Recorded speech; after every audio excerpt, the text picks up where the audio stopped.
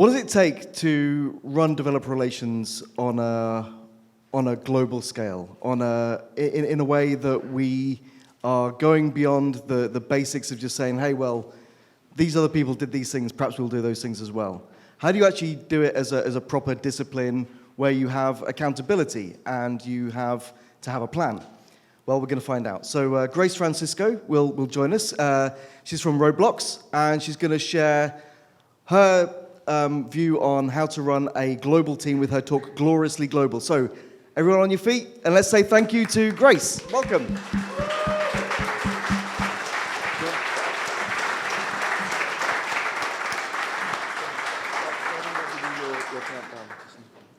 Thank you. Good morning. So I am Grace Francisco. I'm actually from San Francisco. I like to think of this as my town. Full disclosure, the street sign does not exist in San Francisco. It's in Chicago. These streets exist individually here in San Francisco. Just a quick poll. How many are you new or exploring dev relations? Good chunk of you guys, maybe 20%. How many of you have been doing this for at least 2 years? Oh, okay, maybe 30% there. How many of you have been doing this for 5 years? Okay, not a good chunk.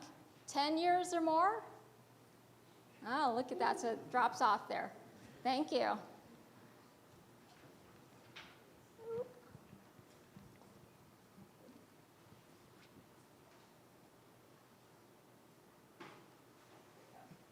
A little history about me. I've actually been doing this for an incredible 12 plus years now. It's been a long ride. And I was very lucky, I started my career in DevRel in the world-renowned Microsoft DPE. It was called DPE back then, Developer Tools and Platform Evangelism. It's been since renamed DX for Developer Experience, I think is what it stands for now. I spent 8 years there across different organizations. My last stint at Microsoft, my last 2.5 years, I was working with open source communities. So imagine me going to an open source community for the first time, the very first Microsoft representative. The reaction was often in those first few years, you're with Microsoft, what the F are you doing here? Okay?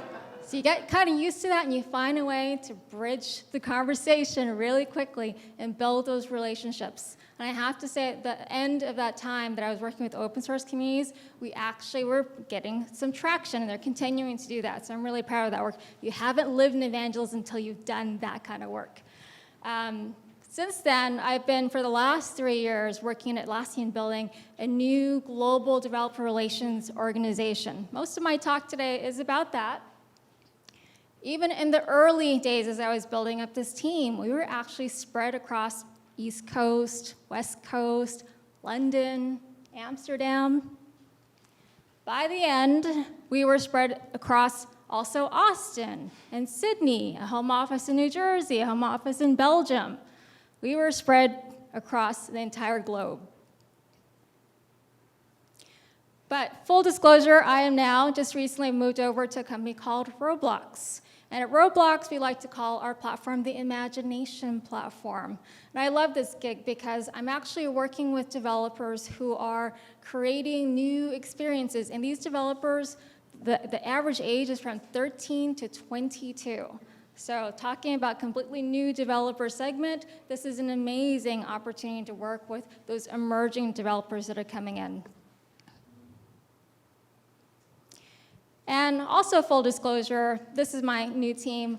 We are gloriously all local, which has been a really nice shift in what I've been doing.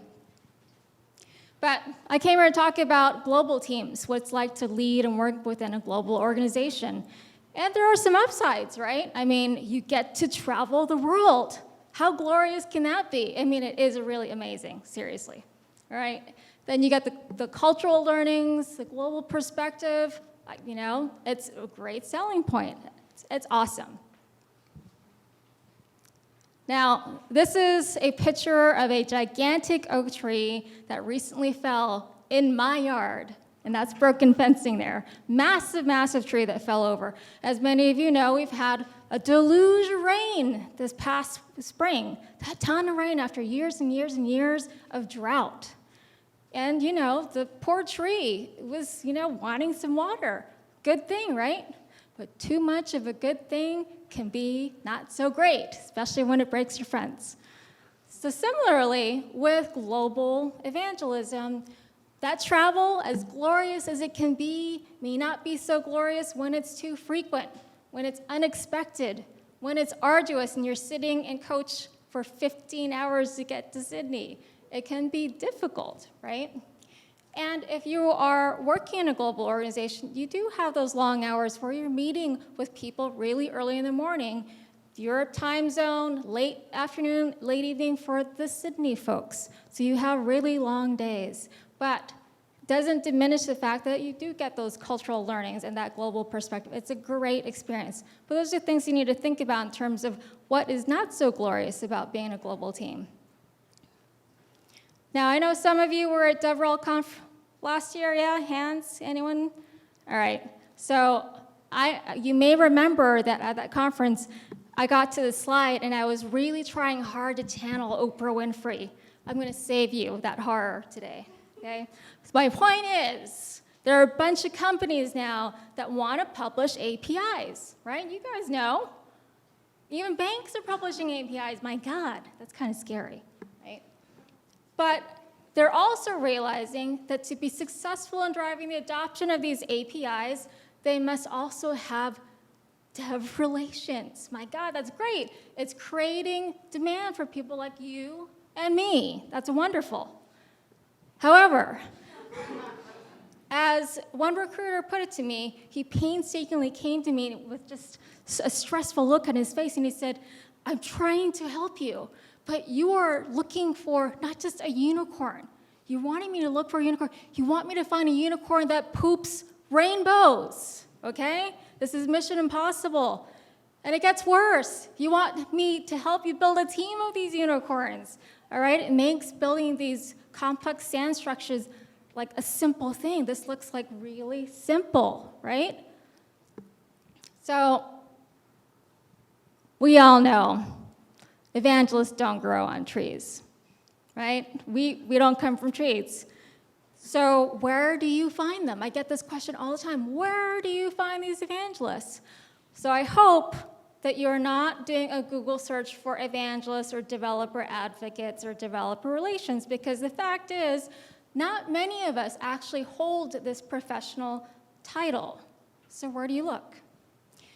Now, for me, what I did was, if you're in an established company, it's been around for a while, there are probably some people in that company that are ready for a career change. So evangelize those opportunities internally first and foremost. Don't poach. Evangelize the opportunity, have those casual informationals, advertise it. And you're gonna get some of the greatest people there that can be your next future evangelists. What about outside? Where do you look? You can't find evangelists. Like, there are a few, but they don't want to talk to you. Who do you look for? Some of the best evangelists that I've hired came from a pre-sales engineering background. You know, those salespeople that go out for these technical products, they're not suddenly learning about those APIs. They've got an engineer with them, right? So those are pre-sales engineers. Similarly, you're going to want to look at those post-sales consulting engineers that do the implementations. So you're looking for folks that have shared skill sets. They go out and present. They have domain expertise. They're technical. They know what they're talking about. Oh, and don't forget, conferences like this, developer conferences, DevRel conferences, great opportunity to recruit. Now, so you found your potential evangelist. You're happy as can be. The recruiter's happy. My God, he got one for you, right? That potential evangelist. Now, earlier this year, I spent some time actually creating not just any kind of handcrafted ramen noodle at home. This was gluten-free ramen noodle. Let me tell you, it is a pain in the ass to make. It takes hours and hours of mixing, kneading, getting into the right shape and form to squeeze it through that contraption, painstaking. But the results of that can be spectacular, even though you have to eat all at once. You can't save this stuff. Similarly, when it comes to creating evangelists, and you should take it on as a personal responsibility, you and I all have to look at creating those next set of evangelists. There aren't enough of us, right? So as you're taking on that responsibility, it does take time. It's a lot of coaching. It's a lot of nurturing to get that person down the right track for this fairly new discipline, right? But the results can be absolutely spectacular and really personally rewarding. So I encourage you to do that. But you don't have to take it all on your own shoulders, right? Because you have a village available to you. At Atlassian, we took the value play as a team very, very seriously.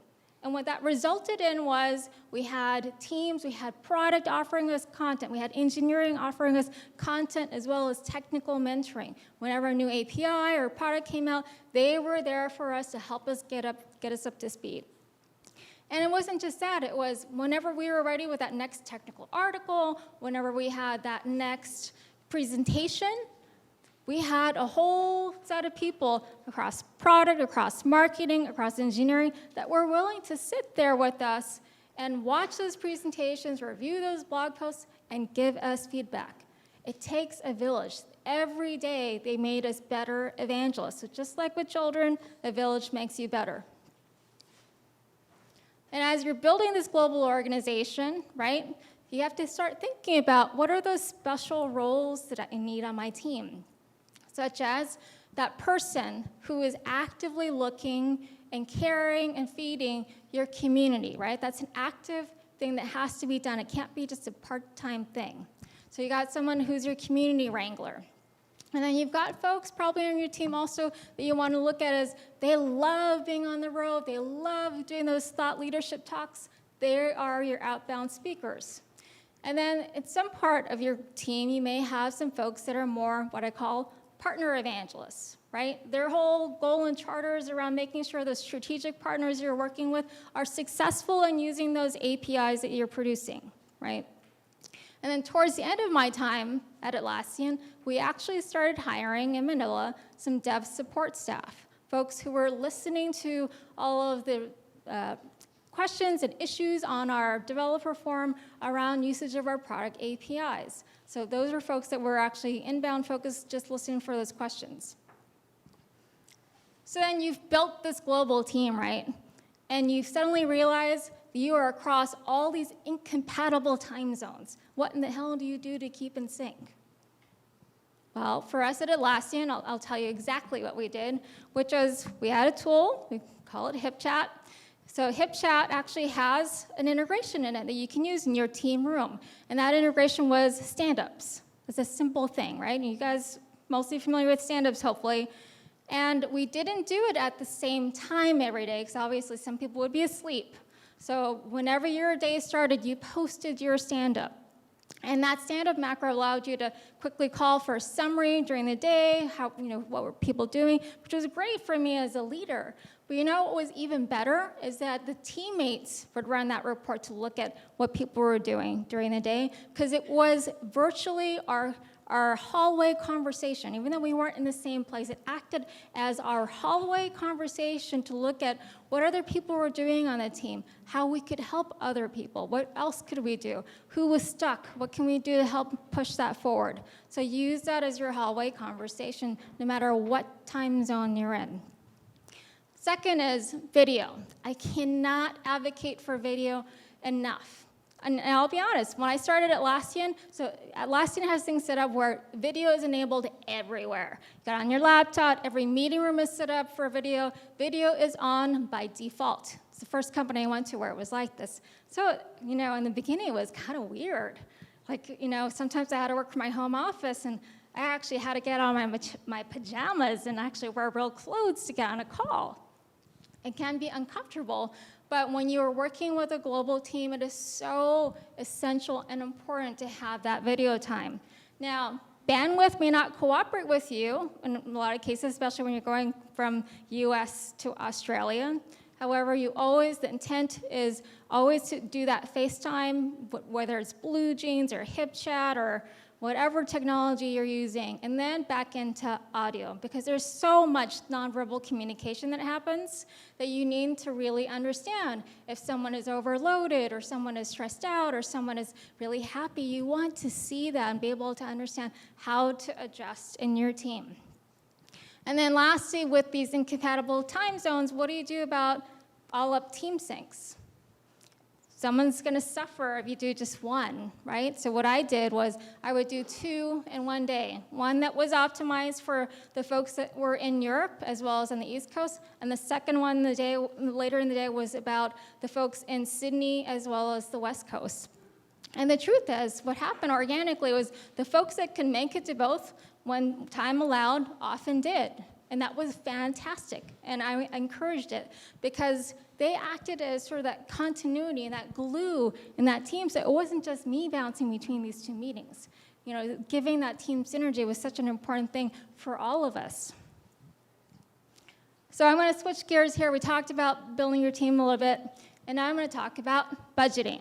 And every company has a different process around this. And there are 2 distinct forms that I look at here. One is what I call budgeting backwards, where you are given this ginormous number for the year. You're told, go plan it out quarter by quarter, by an initiative. You figure out how you're going to use that money. So that's one aspect. The other is you can land in a company and you're told, you don't have a number.